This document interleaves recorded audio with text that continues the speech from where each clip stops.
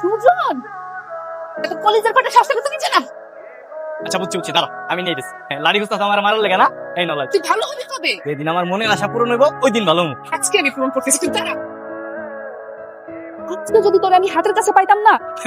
এইবার যদি আমার শয়তানি না মিটাইতে পারো, দুঃখ আছে ভাবি কয়ে দিলাম। তুই আজকে বাড়ি আয়। আপনার এই অবস্থা কে করলো? আশেপাশে তো কাউকে দেখতেছি না। যাও তো, আচ্ছা, আসল ঘটনাটা কি কন্ত? নদীতে একটু গোসল করছি বুঝছো, ঘটনা এটাই। অন্য কিছু হতে পারে। অন্য কিছু হইলে তো জানতাম। আমি কিন্তু আসল ঘটনা জানতে পারবো। তো জানলে কি কি হয়েছে? যাও যাও। আমার সাথে পাগলামি করে। এক পা গাইবা না। এই বাড়ির বউ না অন্য বাড়ির বউ। আমি আবার কি করলাম মা? আমার বাড়ির মান সম্মান আছে। তুমি যা করতেছো রঙ্গলীলা, মান সম্মান তো কিছু থাকলো না, সব ধুলাই মিশে গেল। আমি এমন কিছু করি নাই যে এবারের মান সম্মান যাবে। আপনি আমাকে চিনেন না, আমি কেমন? চিনি জানি দেখেই তো নিজের চোখে সব দেখতাছি। তোমার শরীর ভিজা কি লেগা? তুমি কোন বানার লগে কাদা মাখামাখি করে আইছো? হ্যাঁ, আমি বারবার কইতাছি সাবধান হয়ে যাও। আমার বাড়ির মান সম্মান আমি নষ্ট হইতে দিব না। তুমি যে উল্টা পাল্টা চলতেছো, আমি পোলার কাছে কি জবাব দিব? তোর এই অবস্থা হইলো কেমনে? আমি জানি না কেমনে জড়িস। তুই সবই জানোস, না জানার ভান করস। যার মান সম্মান নাই তার কাছে কারো মান সম্মানের গুরুত্ব নাই। তোর কথা কি হইতেছে গেছে কোন জায়গায়? জ্বর হইছে আমার, তুমি ভাবিরে কি লেগেছে এটা আনতাছ? আমার ভাবির কোনো দোষ নেই। কার দোষ আছে কার দোষ নাই সেটা আমি ভালো করে জানি। আমার একটা ছেলের দেশ ছাড়া করছে, তোর কাছে কি চাই? তোর মাইরে ফেলতে চাই? তুমি তো ভাবির না কথা কই না তো। আমি চোখ দেখলেই সব বুঝতে পারি। আমি দেখি জ্বরের ওষুধ খুঁজে পাই কিনা। এমনি তোমার নিয়ে ঝামেলা চলতেছে, পুরো বিপদ হয়ে যাবে। তো অসুস্থ আর আমি পাশের রুমে ঘুমাবো, এটা হয়? তোমার লেগে তো আমি পানির মধ্যে গেছি, জ্বর উঠছে। আমি বলছি তুই পানিতে গিয়ে ছাপ দে। তুমি যে জায়গায় আইছো না, বলেতে স্যার জ্বর নাই, জ্বর চলে গেছে। আমার সাথে জ্বরের কি সম্পর্ক? কিছু না কিছু তো একটা আছে বুঝছো। জ্বর আসছে তো আজে বাজে কথাবার্তা বলতেছো। একটু আমার পাশে শোনা, আমার মাথার একটু হাতাই দিবা, একটু গান শুনে বা তাহলে আমি ঘুমিয়ে যাবো। তোর জ্বর আসছে না অন্য কোনো ধান্দা? আমি তো দুষ্টামি করে বলছি, তুমি না সিরিয়াস হয়ে গেছো। আচ্ছা, অনেক রাত হয়েছে, এখন ঘুমা। আসি, তোমার সাথে আমার কথা আছে। কথা বলার অনেক সময় আছে। শয়তান একটা। তুমি ভয় পাইছো নাকি? কাকনের যদি ভয় লাগে আমার কেন লাগবে না? কোথায় ভয় লাগছে আমার একটু বলো, আমি ভয়টা কাটাই দিতেছি। ডাক্তার, সবাইকে রোগী মনে করলে কিন্তু হবে না। তাহলে লগে এরকম দু একটা রোগী নিয়ে ঘুরো। কি বললা তুমি? কিছু কইনি। রিহাপু, আপনি একটু দূরে যায় দাঁড়ান, আমরা দুজন একটু কথা বলি। বাসা থেকে নিষেধ আছে। দাঁড়া থাক, যতক্ষণ না পর্যন্ত আমরা কথা বলবো ততক্ষণ এখানে দাঁড়া থাকবে। দেখো, তুমি যা শুরু করছো, বাবা জানতে পারলে কিন্তু সর্বনাশ হয়ে যাবে। বা জানলে তো সর্বনাশ হইব, তাই না? জানবো না তো কি বলবা বলো? কোনটা দিয়ে যে শুরু করি। তোমার ভাবিকে নিয়ে শুরু করতে পারো, যাকে নিয়ে তোমার এত এত স্বপ্ন। আমাকে নিয়ে তো তোমার কোনো স্বপ্ন নাই। ভালো একটা মুডে ছিলাম, ওদের দিলা কোচাটা দিয়া। আমি কি এখানে ভাবিরে নিয়ে আইছি, তুমি ভাবিরে নিয়ে কথা কইতেছো কেন? তাহলে যা বলবা তাড়াতাড়ি বলো। আমি তোমার বাড়ি যাও। আমার বাড়িতে কেন যাবা? তোমার সাথে রাতের আধারে জ্যোৎস্নার আলোতে আলোকিত হতে চাই। তোমার ঢং দেখলে আমার মনে হয় কি মনে হয়? যে সামান্য কিনা আমার বাবার সামনে যেতে পারে না, যেদিন আমার বাবার সামনে যে দাঁড়াতে পারবে মঙ্গল গ্রহে যেতেও রাজি আছে। আয়, আমরা চলে যাবো। এমন একটা বাপের ভয় কোনো কিছু করতেও পারে না। তুমিও তো ভয় পাও। আমি কিন্তু রাত 12টার মধ্যে ঘুমিয়ে যাই। দাও টাকা। আর কোনোদিন যদি ভুল হয় একদম গর্দন নামে ফেলা দেবো। আম্মাজান, কোচিং শেষ হয়েছে সেই কখন? এত দেরি করলেন কেন আম্মাজান? বা রাস্তায় আসতে একটু দেরি হয়ে গেছিল। রাস্তায় কোনো ছেলে পেলে বিরক্ত করে? না না, এমন কিছু না। সবাই তো জানে আমি কার মেয়ে, কি জানে? যে আমি মাতবর মিয়ার একমাত্র মেয়ে। আম্মা জান এমন একজন মানুষের মাইয়া যার নাম মাতবর মিয়া। এত বড় সাহস কার আছে আমার জানে পতাপ কেব? আম্মাজান, আপনাকে কখনো কেউ যদি বিরক্ত করে আপনি শুধু আমাকে বলবেন। ঠিক আছে বাবা। এখন ভিতরে গিয়া বিলকিসে বলেন খানা দিতে, পেট ভরে খায়া সুন্দর একটা ঘুম দেন। আমি একটু বাজার থেকে ঘুরে আসি। আসার সময় চকলেট নিয়ে আইসো। এত বড় একটা মানুষ এখনো নিজের হাতে ভাত খেতে গেলে কত তামাশা করে। যখন বিয়ে করে এই বাড়িতে বউ আনবি, তখন কে খাওয়াবে শুনি? তুই আর খাওয়াবি, আমি যদি খাওয়াইতেছে সেই খাওয়াবো। এসব দেখলে বউ থাকবে? থাকলে থাকবো, না থাকলে নাই। মানে ভাবি একটা কথা শুনবা? কি হইছে? তোমার হাতে খাইতে না খুব মজা লাগে। সুজন, তুই কিন্তু কথা ঘুরে অন্যদিকে নিতাছস। কথা কি রাস্তা নাকি যে এইখান থেকে ওইখানে আমি টান নিব? এই, তোর এসব পাকনা পাকনা কথা কবে যাবে? হ্যাঁ, আর কোন না। আসসালামু আলাইকুম। ওয়ালাইকুম আসসালাম। আলহামদুলিল্লাহ, তোমরা কেমন আছো? আছি আলহামদুলিল্লাহ। সুজন কি করে? সুজন আর ভালো। কি হয়েছে? জানেন না কি হইছে? দিন নেই রাত নেই প্রত্যেকটা মুহূর্ত চালায়। এনে খা হা কর। বাড়িতে আসোই তোমরা তিনজন মানুষ, সবাই আনন্দ দেখা। কোন দিন যে নিয়ে চলে যাবে তখন আপনি বুঝবেন। নিলে তো আমার ভাই কই দেওয়ারে একটু তোর কথা বল। ভাই আসসালামু আলাইকুম, কেমন আছেন? ওয়ালাইকুম আসসালাম। ভালো। কি রে, কি বলে তোর ভাবি এসব? ভাই ভাবি তো 100 টাকা কথা বলে তার মধ্যে 99 কথা মিথ্যা কথা কয়। আমি জানি আমার ভাই তো শয়তানি করতেই পারে না। এর মতো ভালো একটা ভাই অথচ গ্রামে নাই। তোর মুখে কি? হ্যাঁ, ভাবি ভাত ছয় দিতেছে। দেখ ভাই, তোরা ভালো থাকলেই আমি ভালো থাকি। আমি বিদেশে করি, শুধু তোরা একটু ভালো থাকবি সেই জন্য। যাই হোক, মা কই? ও মা, ছিল কল করছে বিদেশ থেকে।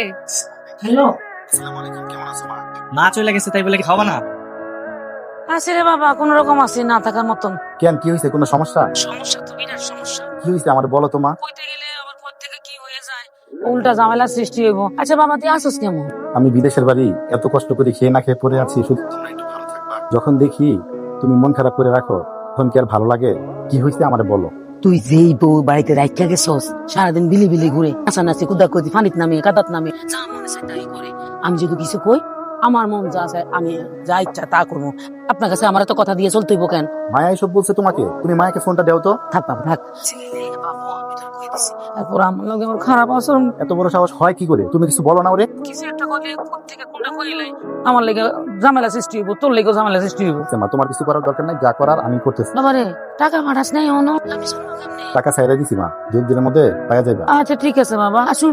বউরে এখন কিছু জিজ্ঞাসা না। ঠিক আছে মা, রাখি তাইলে। কি শুরু করলা তুমি? যেমনি মিনমিন করে চাল বাঁচতেছো, ঘরে তো ভাত রান্না হইব না। আর অল্প কিছু সময়, তারপর চালটা ধুয়ে রান্না বসিয়ে দিচ্ছি। বুঝছি, আমার বুঝ হয়ে গেছে, আজকে আমার পেটে খাওয়ান জুটবো না। মা, আমি তো আপনার কোনো ক্ষতি করিনি কোনো। তার ছেলের কাছে আপনি কেন আমার নামে এত বিচার দিলেন? কি এমন কথা কইছে আমার পড়া লাগে যে তোমার সহ্য হয় না? আমি এই বাড়িতে বউ হয়ে আসার পর আপনার সাথে কোনো খারাপ ব্যবহার করি নাই, কিন্তু আপনি প্রতিনিয়ত আমার সাথে যে ব্যবহার করেন, যদি আপনার ছেলেকে আমাদের কাছে বলি তাহলে সে কষ্ট পাবে।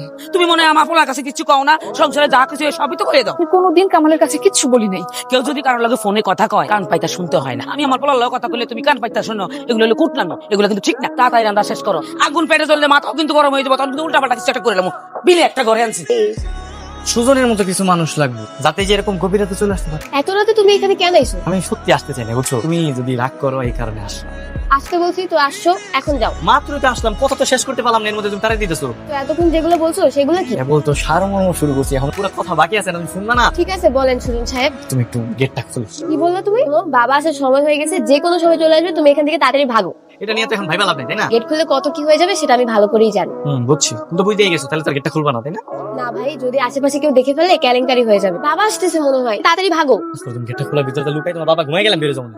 আমি এইসব করতে পারবো না, বাবা আমাকে মেরে ফেলবে। কিচ্ছু হইবো না, বুঝছো? আমার আমারই করতে হবে, বুঝছিস? যাও ভাই তুমি এখান থেকে। এই ভাবি কেউ যদি আহে আমার কথা কবে যে আমি বাড়িতে নাই। তুই বাড়িতে আর আমি মিথ্যা কথা বলবো না? না, এগুলো আমি পারবো না। খাচ্ছ না কি? আগে দরজা লাগাও না। সুজন, তোর উদ্দেশ্য কি কদি? কিছু না, তুমি আগে দরজা লাগা, আমি সব খুলে পেতেছি তোমার। দরজা লাগাও। তুই বেটা, আমি থাকতে তোর কোনো ভয় নাই। এখন বল কি হয়েছে? ভাবি আমি না মেম্বারের বাড়িতে গেছি। বাপ তোর কাছে মনে হচ্ছে আমি বিশ্বকাপ চুরি করে নিয়েছি। আগে ঘটনা কি হয়েছে? ভোটার কাছে ধরা খেয়ে গেছি। তুই গেলি কেন জায়গায়? আরে আমি কি চাইতাম নাকি? এতবার করে অনুরোধ করছি, এই কারণে গেছি। এখন কি রাজি আছে? আছে আর কি, ওই শয়তান আছে বাপের মতো, সেটা কি? ও সহজে ধরা দিতে চায় না। তাহলে কালকে সকালে আমি মার সাথে কথা বলে কাকুনটা পৌঁছানোর ব্যবস্থা করতেছি। তুমি না পারো ভাবি, বুঝছো? চলো। তুই না ভয় আসোস, আমি কই যাইতেছোস? এটা কি? আমার 1 নাম্বার পাইছে, আমি একটু কাজ সারমু, তুমি দুধ কে পাহারা দিবা, কেউ যদি আহে আমার ডাক দিবা, বুঝছো? ওরে আল্লাহ। আসসালামু আলাইকুম, কেমন আছেন? সেই যে বলছেন আপনি অসুস্থ, আর কোনো খোঁজ খবর নাই। জানেন মা অসুস্থ হয়ে গেছে, আপনার কথা চিন্তা করতে করতে সুজন তো পাগল হয়ে গেছে। কি হয়েছিল আপনার? আপনারা ছাড়া আমার পুরো পৃথিবীটা অন্ধকার অন্ধকার মনে হইতেছে। আমাদের কথা মনে পড়ে নাই? কথা বলেন না, কি হয়েছে আপনার? কামাল কই? কামাল কি হয়েছে? ভাবি ভাবি কথা বল ভাবি। হ্যালো, পানি আনো তো, পানি আন। আমি কামালের মা বলতেছি।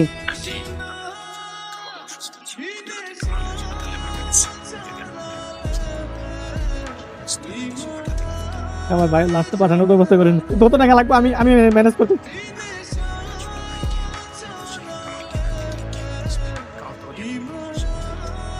একটা বাচ্চা পোলার কথায় লাশ পাঠাই দিবেন? আমার জিজ্ঞাসেন, আমি তো মা। যে মারা যায় তার কোনো অস্তিত্ব থাকে না। মরা মানুষ নিয়ে টানা হেঁচা করার কোনো দরকার নাই। লাশ এক জায়গায় কবর দিলেই হইলো, দেশে হোক আর বিদেশে হোক।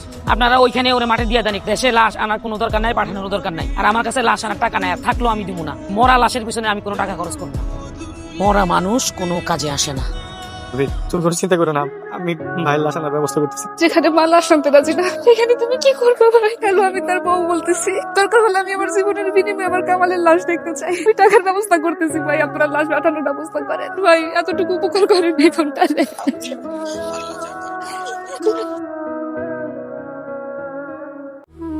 লাশ বের করেন। শান্ত মা, শান্ত। আমার বাইরে বাইর করেন, তাড়াতাড়ি বাইর করেন। আমরা কবরের ব্যবস্থা করেন, তারপর না হয় লাশ নামাবো, বুঝছেন? তাহলে আমাকে সবকিছু ব্যবস্থা করা আছে। আমি গাড়ি না না, খবরদার, আমার বাড়িতে গাড়ি থেকে এই লাশ নামবো না, আমার বাড়িতে দাফনও হইব না। আমার ভাইয়ের লাশ আমার বাড়িতে নাম্বার তাহলে কই দেবো? জেনে কিছু এনে দেবো। আমার একটাই কথা, এই লাশ এই বাড়িতে ঢুকবো না, কোনো দাফনও হইব না। এমনিতেই লাশটা আসতে অনেক দিন লেট হয়ে গেছে, কত তাড়াতাড়ি সম্ভব আমার বাইরে দাফন করে দেবো, তাহলে আমার আত্মার একটু শান্তি পাবো। তুই তো ভাই ভাই করতেছিস কেন? তোর লেগে কি করছে? কেন এগুলা কইতাছো? ভাই আমার সৎ ভাই, তোমার আপন পোলা না। সৎ ভাই হয়ে আমার পরিবারের লেগে যা করছে, একটা আপন ভাইও জীবনে এগুলো করবো না। আমার ওই যদি তোমার আপন পোলা হইতো এরকম করতে পারতো লোকে। আমি যেটা কইছি ওই আমার একটাই কথা, এই লাশ নামবো না। যে ছেলে আপনাকে কোনোদিন সৎ মা ভাবে নাই, আর আপনি তাকে সৎ সন্তান ভাবতেছেন। মরার পরে আপনি তারা কোন বিপদে ফেলাইলেন? কি করেন এই সে আপনাদের জন্য। তোমার জন্য করছে, তোমার বাপের বাড়ির জন্য করছে, তাহলে তোমার বাড়িতে নিয়ে যাও না কেন? নিয়ে যাও না। আপনার এই কথা থেকে বোঝা গেল যে একজন সৎ সন্তান তার পরিবারের জন্য যত কিছুই করুক না কেন, সে কোনোদিন আপন সন্তান হতে পারবে না। কি করবেন না করবেন আমি জানি না, কিন্তু আমি আমার স্বামীকে দাফন করার ব্যবস্থা করব। আমার স্বামী বেঁচে থাকা অবস্থায়ও কষ্ট করছে, মরে গিয়েও কষ্ট করতেছে। আমার ভাইয়ের শেষ স্মৃতি রেখে তুমি রাখতে দিবা না। দাঁড়ায় আছেন কেন? রয়ে যান। তোমার সৎ পোলা হোক আর আপন পোলা হোক, তোমার পোলা তো যা করছে সব আমাকে লোকে করছে। ওর আপন বলতে আমাকে এই পরিবার ছাড়া আর কেউ ছিল না মা। আজকে আমার ভাইয়ের লাশ থেকে অন্য বাড়িতে চলে আসে বাবা। তোর আগে দুনিয়াতে আসছি, তোরে জন্ম দিছি, যা করতেছি তো ভালো লেগে করতেছি। এই সৎ ছেলের কোনো অস্তিত্ব আমার বাড়িতে থাকতে দিব না, একটা টাকাও আর খরচ করবো না। আমার ভাই তোমার টাকা দিছিল, তখন এগুলো চিন্তা করো নাই তুমি? আজকে যদি আমার স্বামী আপনার নিজের পেটের সন্তান হইতো, তবে আজকে এই ঘটনা থেকে আমি বুঝতে পারছি যে একজন প্রবাসী যখন বিদেশে থাকে ইনকাম করে দিতে পারে, যে সবার কাছে ভালো থাকে, যখন না দিতে পারে তখন সে আপন বাবা মায়ের কাছেও খারাপ হয়ে যায়। আমি আমার স্বামীর লাশ দাফন করবো, আপনি শুধু আমার স্বামীর জন্য দোয়া করেন। চলো।